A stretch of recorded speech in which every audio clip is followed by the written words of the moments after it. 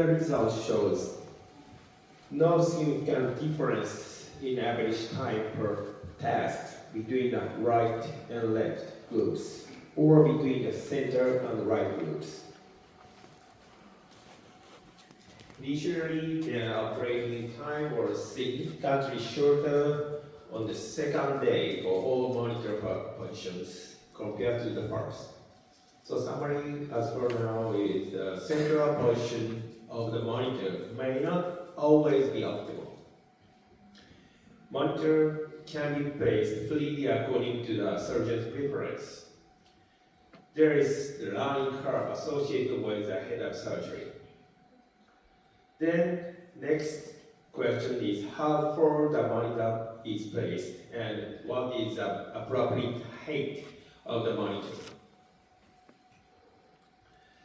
The mechanism for creating the 3D effect involves placing the left and right image on the opposite side when the image is closer to the focus, and the same side when the image is farther away to the focus.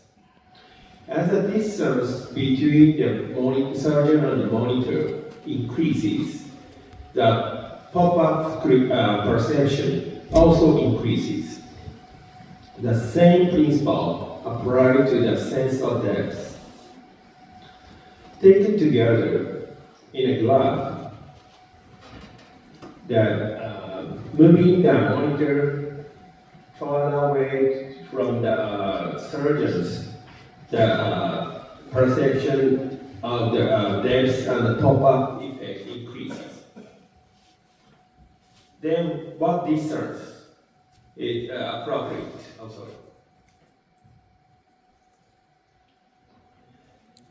So a greater 3D effect is not always preferable. In fact, when performing the surgery through the eyepiece with the microscope, the image the eyeball is a little bit somewhat compressed. So unlike this round shape through the microscope, usually used do the surgery.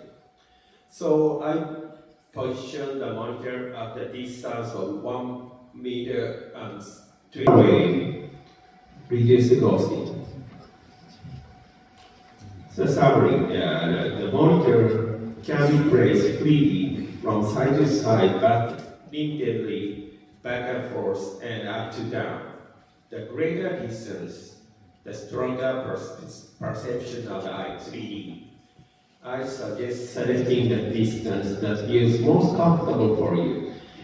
It's individually different, so you have to check the appropriate distance.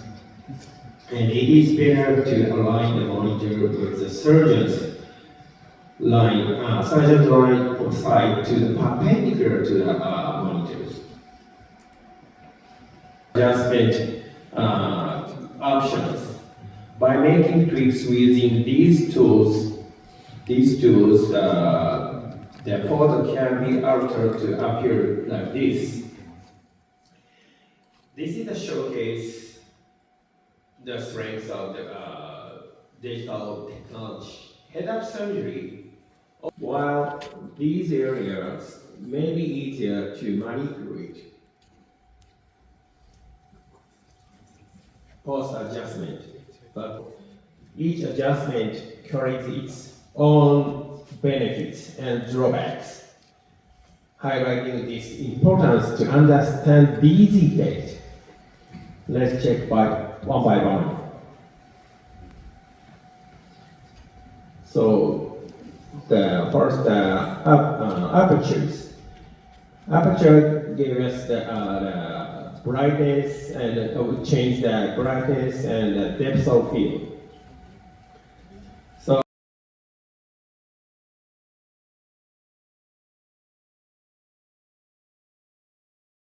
related with some real migration, some a little bit shortage of the cells only in retina cause the downfall.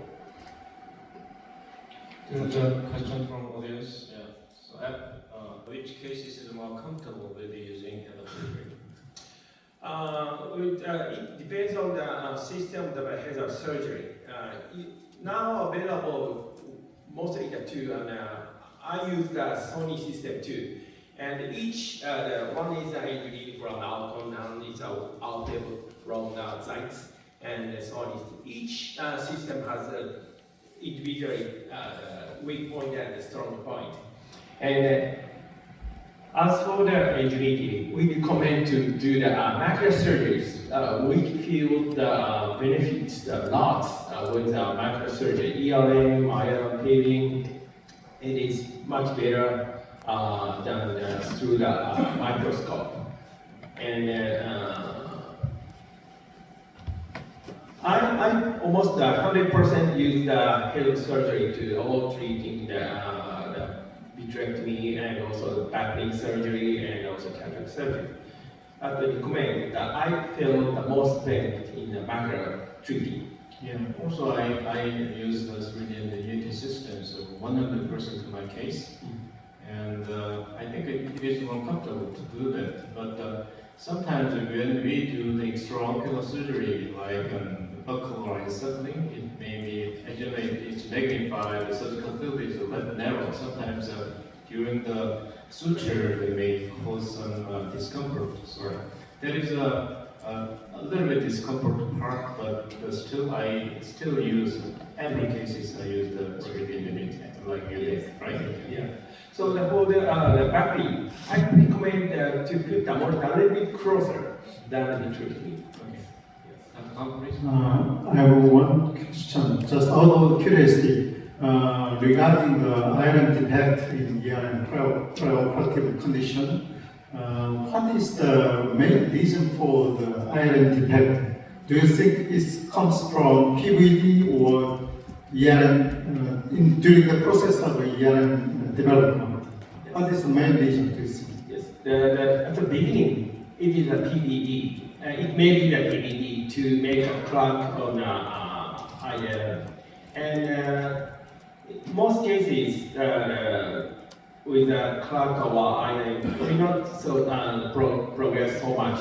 But if the ERM contract stronger than the other cases, the iron defect develop extend larger. I also agree. First, the surface of vitreous. Then, however, we have very few experience like this. Yeah. How can you explain? Could you tell me again what is curious for you?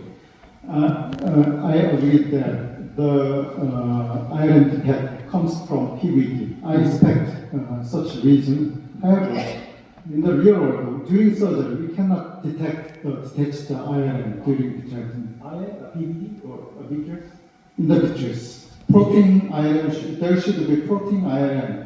However, we cannot detect during surgery such kind of findings.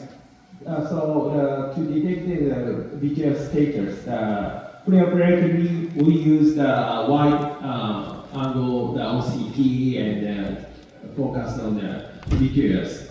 And during the vitrectomy, I almost all cases use triamcinolone and to detect the possibility of detachment exists or already occurred. And then you have experience to detect the iron, protein iron in the vitreous during surgery? yes. Okay, thank you.